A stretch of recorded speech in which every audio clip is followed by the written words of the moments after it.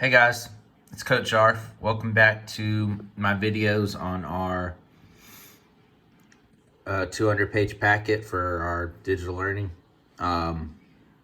This is counting down. This is I'm still gonna do one page of video here. So this is fourth to last video, I guess. I have 3 more after this. I got this one, 3 more. So yeah, this is page 17. So we're just gonna get right into it. All right, number 89. In triangles ABC and DEF, AC over DF is equal to CB over FE. So what additional information we need to prove ABC is similar to DEF? Again, with just the one squiggly line without the equal sign means that they're similar. So you know you're looking for similar triangles, and you know we gotta draw the 2 triangles out and see what their ratios are, right? So again, you're gonna do them in letter order. ABC and DEF. Okay, so I'm drawing my 2 triangles. Again, I know they look pretty similar, just, you know, I could have drawn one of them a little smaller, but I still want y'all to be able to see it. Again, they look similar. They look almost congruent, but we're treating them like they're similar, okay? So we're doing side AC over side DF, okay? So we're doing this side again. We're looking for similarity, but even though they're not congruent, I'm gonna mark them with that so we know that they're the sides that they're looking at, okay? So we got those 2 sides that are similar, and then we have CB and FE. Okay, CB and FE on the bottom. So we're doing those as well. Okay, what additional information will we need to prove that ABC is similar to DEF? So again, you want to run back through your triangle similarities. We have side, side, side. We have side, angle, side. And we have angle, angle. Okay? We have 2 sides involved here, so I know that's going to be down to side, side, side, or side, angle, side, right? So if I look here, my first 2 are saying AC is equal to DF and CB is equal to FE. Well, again, when we're doing a similarity, none of the sides are going to be equal because they go up and down the same ratio. And we actually already use those in ratios. So it doesn't necessarily make sense for them to be equal, right? And this is where my marking comes in. It's saying AC would be congruent to DF, but if you remember, let's just go ahead and erase this actually, because that might be a little confusing. Okay. So they're not going to be congruent. They're not going to be equal. Okay, so we said AC over DF. So let's make that some kind of ratio, right? So we'll say AC is 3 and DF is, we'll say 5. Okay, so 3 and 5 has to be equal to CB over FE. All right, so again, you might be saying, Coach, well, why can't that just be 3 over 5 as well? Well, again, we're looking for similar triangles, not congruent triangles. So we'll say CB is 6, FE is 10, okay? So I just doubled both of these sides to get over here, right? So that probably works a little better. So if we have it like this, obviously AC cannot be equal to DF, and CB cannot be equal to FE. So we're down to 3 and 4, right? Angle ACB is congruent to angle DFE. So again, we're using 3 letters to name it. You can do that, that's fine. So you just gotta kind of trace it out, right? ACB. Well, that's this angle right here, right? And then DFE right here. Well, that looks right, because it looks like it gives me what? You got 2 sides and the angle in between. So it looks like side, angle, side similarity, right? Let's just look at the other one to be sure. We got BAC is congruent to DEF. So if we had BAC and EDF, it would be these angles up here, which would have given me angle side side, or side side angle, however you want to say it. And we know that it can't be a congruency. That's one of the two congruencies that we said that we proved it can't be, right? And if it's not a congruency, it definitely can't be a similarity. So we gotta go answer choice 3 again. I feel like we picked so many answer choice 3s again. I kind of want to count at the end of the last video, see how many of these actually wanted to be an answer choice 3. All right, 90. In the diagram of triangle ABC shown below, DE is parallel to BC. So we've got the triangle proportionality theorem here, okay? So you could draw any parallel line parallel to any side of any triangle. So DE is parallel to BC. And you're going to have all these different proportions. So AD and DB are going to have the same proportions as AE and EC. Okay, you could have AD to the whole side, AB. You could have DB to the whole side, AB. You could have AE to the whole side, AC, or EC to the whole side, AC. You can also have proportionality with DE and BC. So it was, so like AD and DE and then AB and BC. That was one of the foldables that I gave y'all. Y'all might remember, okay? So let's go ahead and draw this out on our whiteboard. All right, it's kind of spinning on me while I'm trying to draw. There we go. All right, so A's up top, D and B down the side, E and C down the other side. If AB is 10, so the whole thing is 10, the whole left side, okay? AD is 8. Well, if AD is 8, and I know DB has to be what, 2, right? If the whole thing is 10, I told this is 8, that has to be 2, right? And AE equals 12. What is the length of EC? Okay. Make my little parallel marks there. So again, I don't really need to deal with this 10 now. I've got 8, 2, 12, and question mark. So that's just, I'm going to set up my proportions, kind of like how we had back here, except we were no longer using the numbers, right? If you had wanted to do it for the last problem, it would have been 3 over 5 equals 6 over 10, but you already had your numbers filled in. But now we actually got to solve for something, right? So again, in this instance, you could do the 2 lengths on the same side, or you can go to the ones across, right? So I'm just going to do 8 over 2 equals 12 over question mark, or 12 over x, however you want to do it, right? So 8 over 2 equals 12 over, I'll just put the question mark since I put it earlier. You multiply them, 8 question mark equals 2 times 12, which is 24. Divide by 8. Again, you could put x here if the question mark confuses you, that's fine. So divide both sides by 8, so the question mark, or x, whichever one you have, is 3. Which is, again, answer choice 3, or answer choice C if you prefer the letters. All right. So,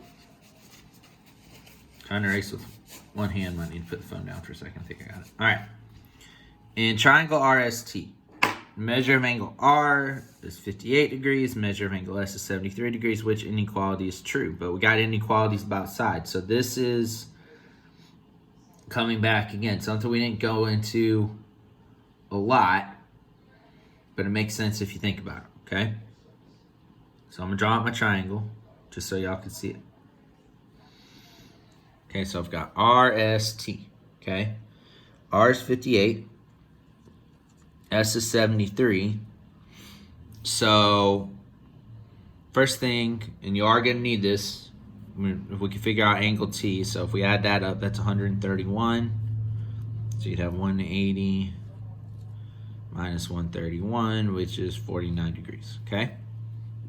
So again, it's kind of I hate using the word common sense, but it's, if you think about it, okay, I have the 3 different angles, right? So the sides across from them, okay?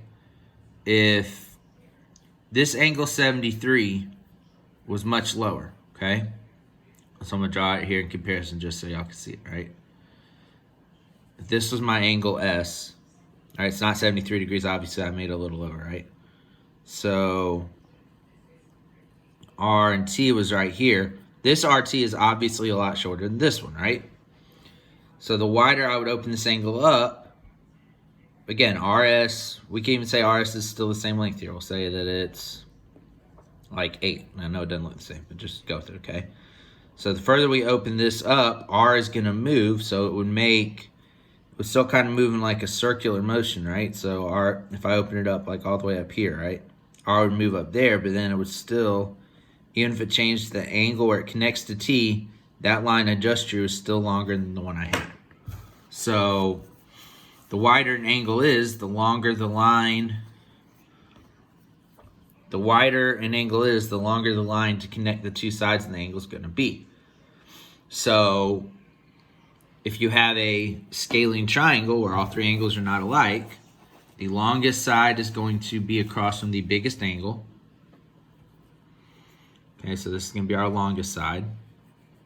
The shortest side is going to be across from the smallest angle, so this is going to be our short side. And then the side in the middle is going to be across from the angle in the middle. Okay? So RT is the longest. Okay?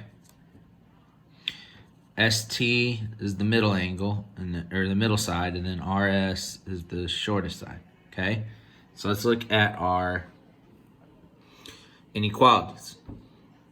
So R's are kind of going the other way. We're saying RT is less than TS is less than RS. Okay? So, again, if we go back to how I had RT is the longest side, so it can't be less than anything, right? So that automatically knocks out 1 and 3. So we're down to 2 and 4. Okay? Saying RS is less than RT and TS. Okay? So RS is the shortest side, so yeah, it's going to be less than both of these, right? Again, we'd have RT, I put ST, they put TS, but that's fine. Same thing, okay? So now looking at 2 and 4, again, we know RS is less than RT, RS is less than TS. So now we just got to say, is RT less than TS, or is TS less than RT? So if we look, again, ST is the same as TS, TS is less than RT. So we want TS being less than RT, which is right here. RT is my longest. It's greater than TS, which is my middle, which is greater than RS, which is my short side. So that's going to be answer choice 4.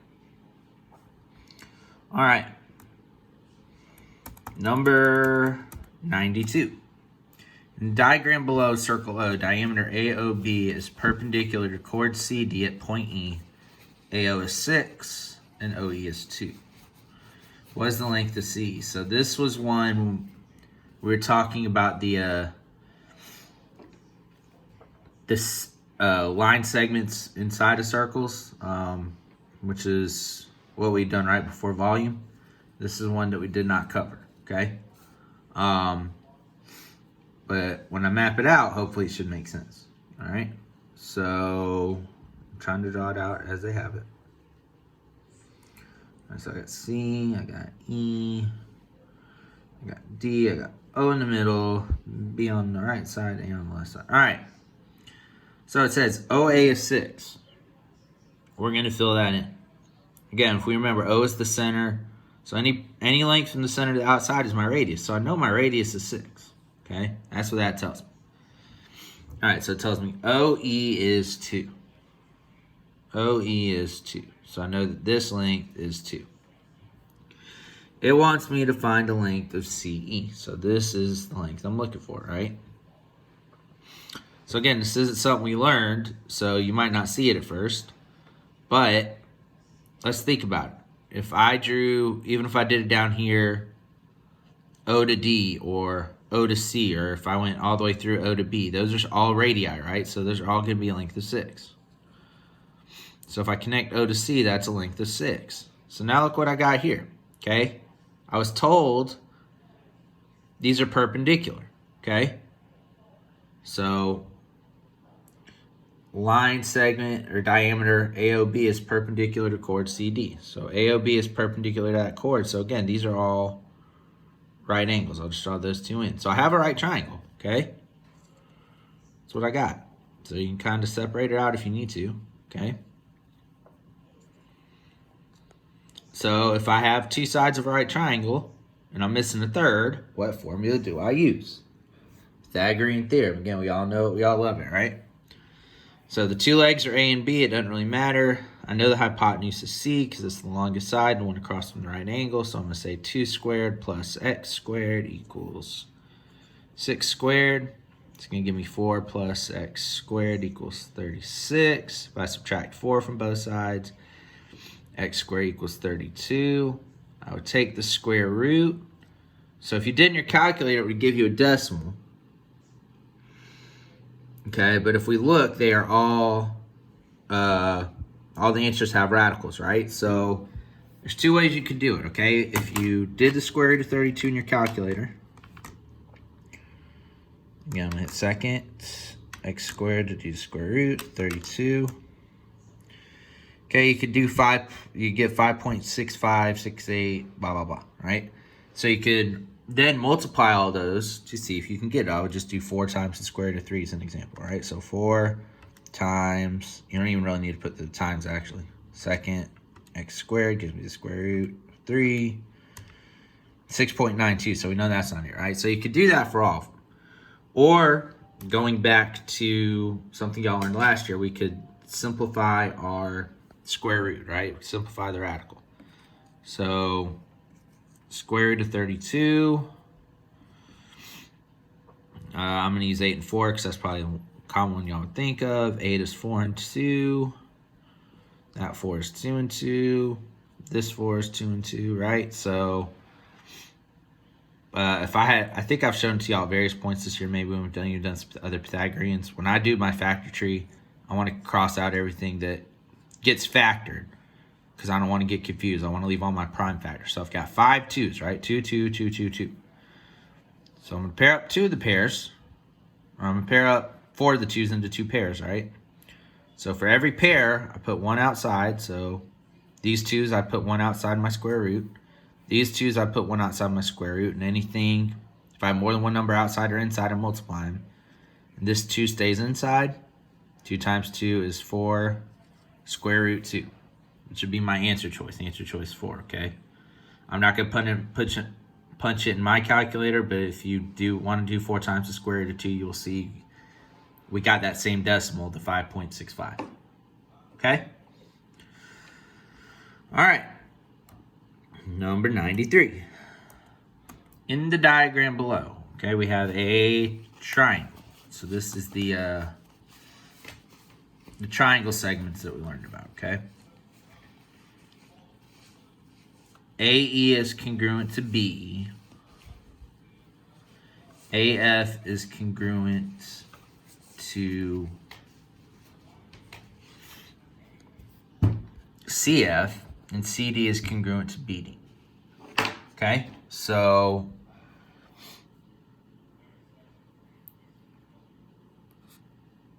I'll say those are congruent, and those are congruent, okay? So what I'm going to do, I got to see if I can find it actually. I'll tell you what, I'm going to need to rest this a minute because I think I need to go get my flash drive. So I'll tell you what. Well, no. Tell you what, let me leave my, trying to get it where it'll kind of still be on the computer. All right, y'all can stay at the table for a minute. Let me go get my flash drive and I'll be right back.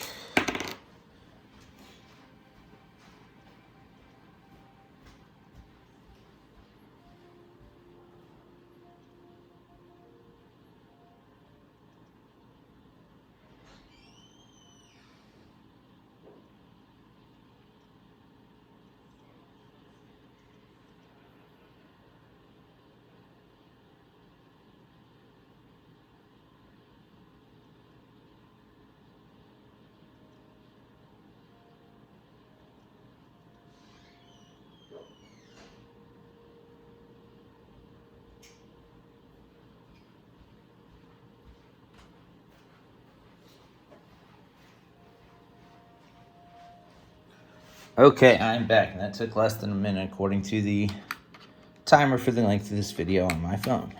All right. So let's see here. Just plug my flash drive in. I know I got those markings there. Y'all can deal with it for just a second. Let's open up my flash drive. Let's go geometry materials. All right. So what I'm trying to find is, if y'all remember when we were doing all this triangle segments and triangle rules and stuff before winter break, it was between Thanksgiving and Christmas break, and then I gave y'all that super long sheet. It was on the I think I almost call it like the legal paper, like I think it's like 10 inches by 14 inches or something. Super long, right? That's where this was. Triangle segment theorems note sheet. Here we go. Okay. All right, so triangle proportionality theorem, we actually saw that on problem earlier, right? Okay, so we got the circumcenter theorem, okay? The circumcenter of a triangle is equidistant from the vertices of the triangle. If PD, PE, and PF are perpendicular bisectors, then PA equals PB equals PC. So what that's saying is, if PD, PE, and PF are perpendicular bisectors, so we'll say PF right here, right? It would be perpendicular with this side on the bottom, but also AF would equal AC. Okay? So that one does give me all the sides being split up. Okay? So let's come look at the centroid. Okay? The centroid also does that. It says the centroid of the triangle is 2/3 the distance from each vertex to the midpoint of the opposite side. So we're going from the vertex to the midpoint of the opposite side, which also splits those two sides like we had talked about, okay? An orthocenter is the altitude. Y'all could see that, but it doesn't split my two sides up. That's the key with what we're going for, okay? So that's all it does. That's all it tells me, okay? If you look, we're trying to look at it, okay? The lines going through look straight, okay? The lines going through look straight. So if we pull back up the note sheet, okay, they look straight here. And if we go back to the circumcenter, again, the perpendicular bisectors are straight, but then they kind of go off at an angle to like this one, D going to P, and then it goes off at an angle coming this way, P, E going to P, and then it comes off at an angle, right? So they look a little crooked, they don't look a little straight, but even beyond that, okay, it would have to tell us that something about these being perpendicular for them to be the perpendicular bisectors to be the circumcenter. So it has to be the centroid, okay? We don't have enough information to prove that it's the circumcenter, so it has to be the centroid. So answer 1, okay? All right, I believe that is it for this page. All right, page 17 is done. 3 more to go, so I will stop, reset, and record the next one.